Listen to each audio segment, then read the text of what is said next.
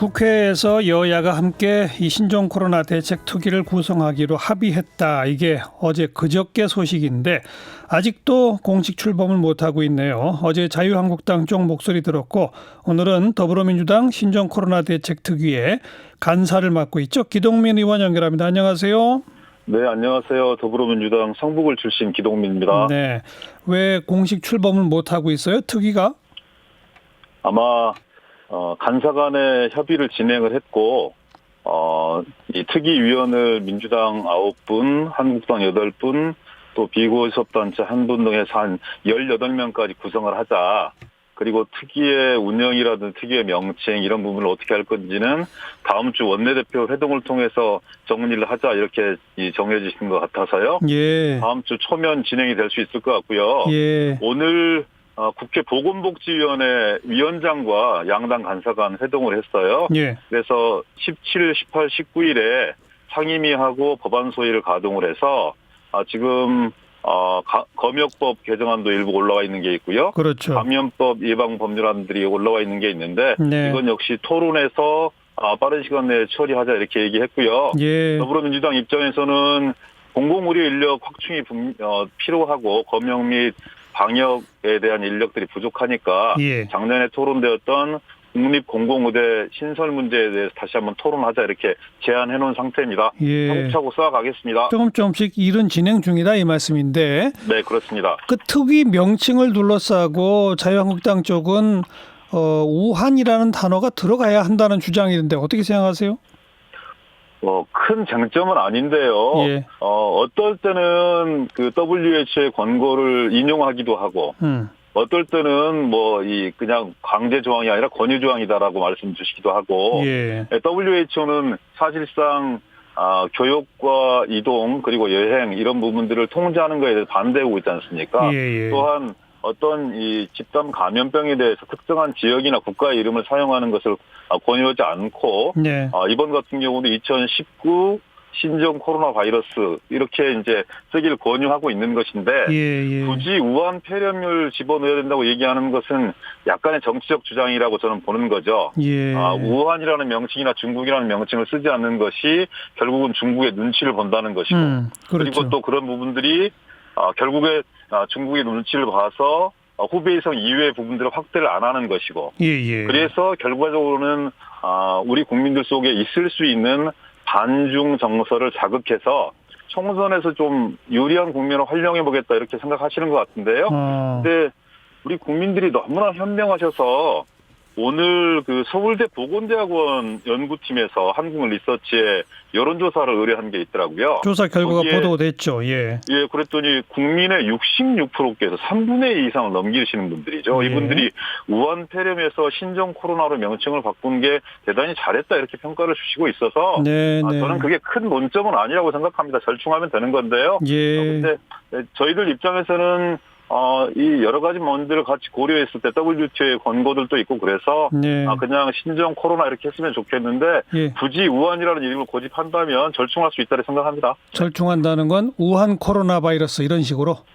아니 이제 그건 다음 주 원내대표 회동 속에서 토론돼야 될 텐데요. 전체 명칭을 집어넣을 수도 있고 약칭은 또 다른 식으로 할 수도 있고 서로 타협할 수 있는 부분들의 여지가 있고요. 알겠습니다. 이건 커다란 쟁점이 아닙니다. 아무튼 자유한국당은 중국 눈치를 정부 여당이 본다. 우한 얘기만 나오면 여당은 벌벌 떤다. 이렇게까지 말하던데 뭐라고 말하시겠어요? 예, 그래서 정치적 주장이라고 보는 거거든요. 저는 상황들을 정확하게 봐야 되는데요. 네. 우리가 우한 지역에 그리고 후베이성 지역에 집중한 것은 우리의 내부적인 역량도 함께 봐야 되는 거 아니겠습니까? 예. 지금 질병관리본부와 행안부, 복지부, 외교부, 법무부, 경찰까지 다 총동원해서 총력 대응하고 있는데요. 네. 우리 검역 인력이 453명입니다. 그렇죠. 방역조사관은 중앙 지역 합쳐서 130명이고요. 너무 부족하죠.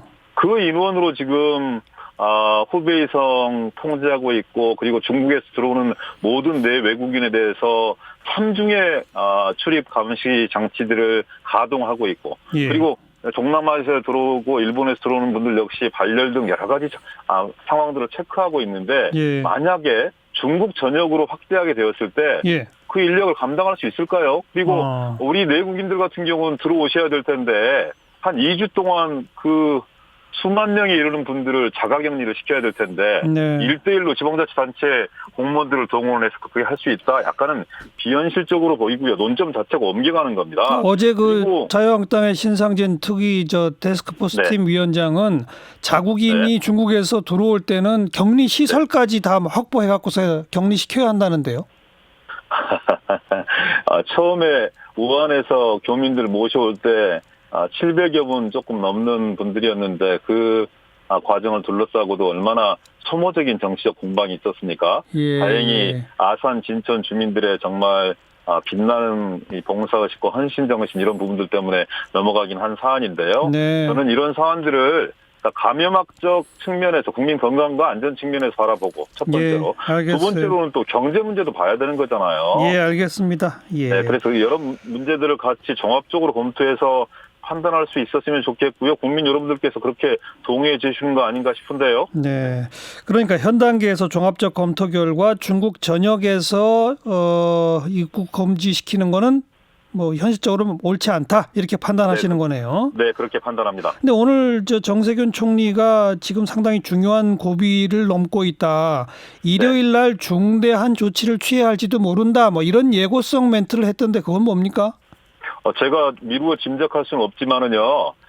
지금 정부 당국에서 4단계로 대응하고 있지 않습니까? 처음에는 관심 단계였고 그 주의 단계를 넘어서 경계 단계이지만 마지막 심각 단계에 준하는 그런 경계 단계 태세로 대응하고 있다 이런 말씀을 주셨어요. 이웃나라 일본에서도 이제 크루즈 선박에 대한 집단감이 현실화되어서 상당히 많은 확진자들이 나오고 있는데요. 우리나라 역시 지금 중국에서 들어오신 마지막 이 전수조사에 응하지 않았던 분이 있고, 그리고 또 이 체크되지 않은 분들이 계시고요. 싱가포르, 태국에서 오신 분들까지 있기 때문에 혹시 이것이 지역사회 감염, 그러니까 원인을 알 수 없는 감염으로 넘어갈 수 있는 전 단계에 와 있는 거 아니냐. 그렇죠. 그래서 거기에 대해서 아주 능동적이고 주동적으로 대비해야 된다. 이런 차원에서 그런 말씀을 주신 게 아닌가 싶고요. 그래서 아마 그때가 되면 예상키로는 지금은 중앙수석본부를 복지부 장관 중심으로 이렇게 쭉 꾸리고 있지만 이제 총리가 전면에 나서서 모든 부처를 통할해서 지방자치단체까지 함께하는 이런 실질적이고 전면적인 대응 태세를 갖추려고 하시는 거 아닌가라고 막연히 짐작해 봅니다. 이건 뭐 그런 상황이 사실 안 가는 게 좋은 건데요. 네, 그렇습니다. 가더라도 국민들의 피해는 늘어나지 않고 행정력으로 예방하는 사태가 가장 좋은 것이라고 볼 수 있겠죠. 오늘 여기까지 듣겠습니다. 고맙습니다.